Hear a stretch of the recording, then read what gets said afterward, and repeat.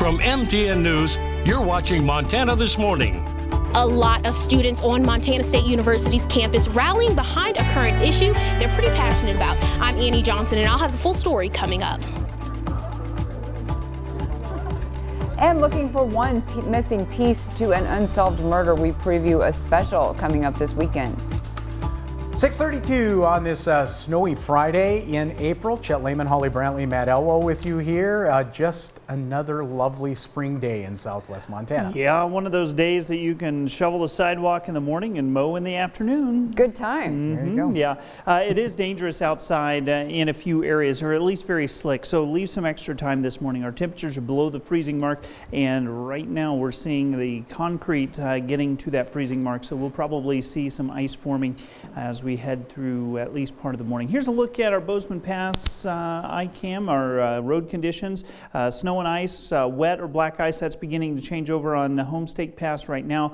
Patchy ice, but conditions, last report from down the Gallatin Canyon, it's actually pretty easy going for now, but watch for black ice. That moisture is going to taper off pretty quickly, not saying we won't have a little bit of freezing drizzle through the early to mid-morning, and then things should clear out. Our daytime temperatures back into the 40s for the afternoon. It's going to remain chilly today, but again, watch those roadways early this morning. It is slick for much of the area. We're going to talk more in depth about your forecast coming up in about 10 minutes. All right, thank you, Matt. 6:33 now. Time is ticking for dozens of Montana State University employees to find new housing. The university told residents they have to move out to make room for housing for graduate students. Yesterday, students organized a walkout on campus to voice their objections. MTN's Annie Johnson joins us with what happened.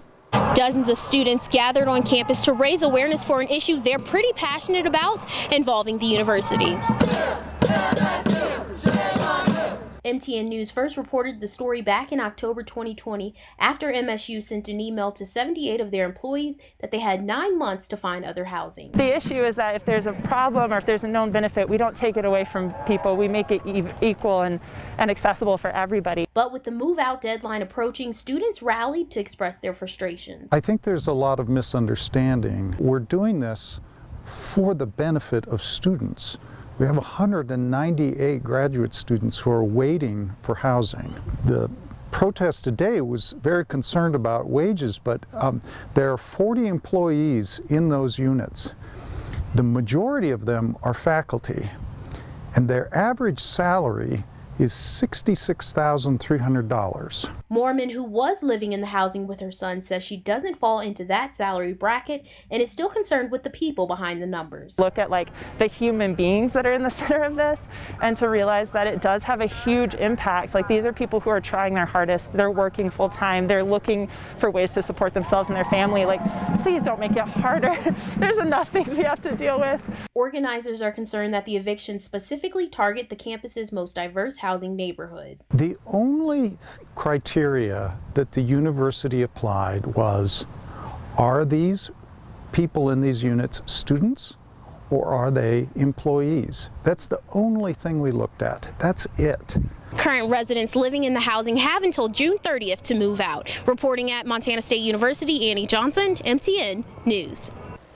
Now, Annie also tells us organizers and participants want MSU President Wadette Cruzado to provide housing for everyone, but Elledge says that would require raising tuition, which only the Montana Board of Regents can do, not the university. Now, according to the Gallatin Association of Realtors, the median sales price for single-family homes off campus is now more than $700,000.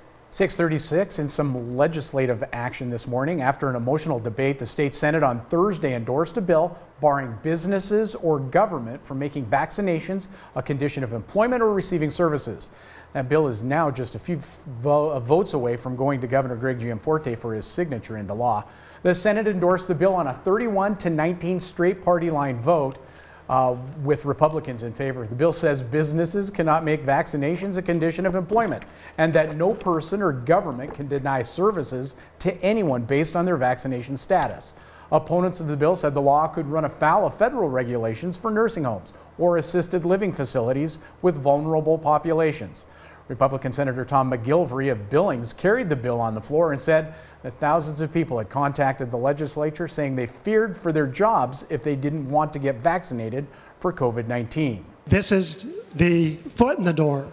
The camel's nose under the tent, the foot in the door. This is the opportunity to not just have vaccine status on a passport, but your religious preference, your political identity, what you believe, what you think.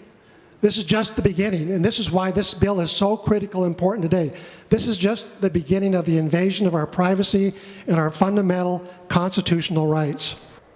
Now, we are told that bill would not apply to vaccination requirements at schools or daycare centers. The Montana House and Senate have both endorsed the final version of a bill that would block transgender female student athletes from women and girls sports. The House voted 60-39 to approve the conference committee's report on House Bill 112. Several minutes later, the Senate approved the changes 27-23. If the bill passes final votes in both chambers, it will be on its way to Governor Greg Gianforte's desk. House Bill 112 would require high school and college athletes to compete based on their biological sex. The Senate initially added a provision to the bill that would void it if the federal government challenged the law as violating anti-discrimination rules. The conference committee changed that to keep the law in place until the state went through a full appeals process. In other headlines from Helena, Montana leaders gathered there on Thursday to mark the state's continued efforts to address the issue of missing and murdered Indigenous people. Governor Greg Gianforte held a bill signing ceremony at the Capitol. Among those in attendance were the family of Selena Not Afraid, a hardened teen whose body was found last year, weeks after she went missing. Governor Gianforte signed Bill 4, that's Senate Bill 4, I should say, which extends the state's Missing and Murdered Indigenous Persons Task Force for another 2 years. He also signed 2 accompanying bills this week, one extending the Looping in Native Communities grants to set up a portal for reporting missing Indigenous people, and one which sets up a commission to review missing persons cases. Leaders say these bills show the state is committed to continuing the dialogue about how to deal with this crisis. 6:39 now. On September 21st, 1996, 15-year-old Danielle Houchins left her Belgrade home for a drive. She never came back. Hours after she went missing, her body was found face down in a marsh area. Almost 25 years later, that case remains unsolved. This weekend, MTN presents an original production, Murder at Cameron Bridge, Who Killed Danielle Houchins? It's an in-depth look at the unanswered questions surrounding the case and the search to find the person responsible. Here's a short preview.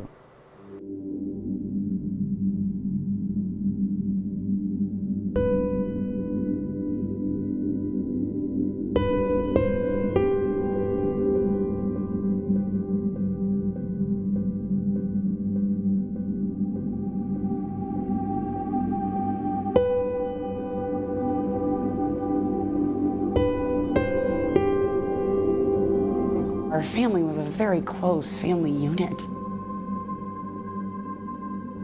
There are 3 of us kids.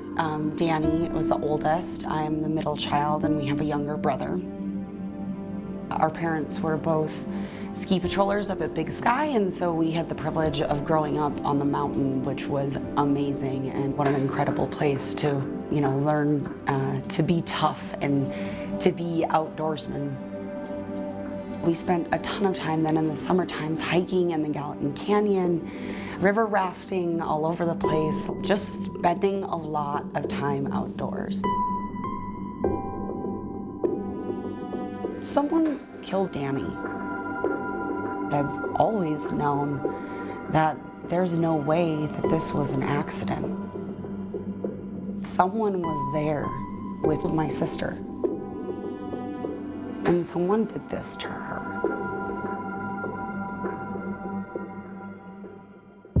She didn't just die out there. She didn't just walk out there and die. She was killed. She was face down. She was covered in mud, a lot of mud. She was drugged there. I know she was drugged there. She did have some injuries, bruises, scrapes. Someone did this to Danny, and I could almost guarantee they probably said something about it to somebody. There are people out there that know what happened to Danielle, and we're gonna find out. Murder at Cameron Bridge, Who Killed Danielle Houchins premieres Saturday at 6 o'clock on KBZK, followed by a special Facebook Live discussion on the KBZK Facebook page. You can also watch throughout the weekend with the KBZK streaming app for Roku and other devices. I remember that case very well. I was on vacation when that actually happened from my job doing all of this at that time. And yeah, one of those unsolved murder mysteries are out there. Well done on the production on that. You're going to love that. Again, coming up tomorrow here on MTN. Absolutely, we'll be watching that. For sure. 6:42, we're going to take a quick break here. When we come back, one thing lacking on Mars that we need is oxygen. Well, right now, there's a little bit of it there. We'll explain how it got there when Montana This Morning continues.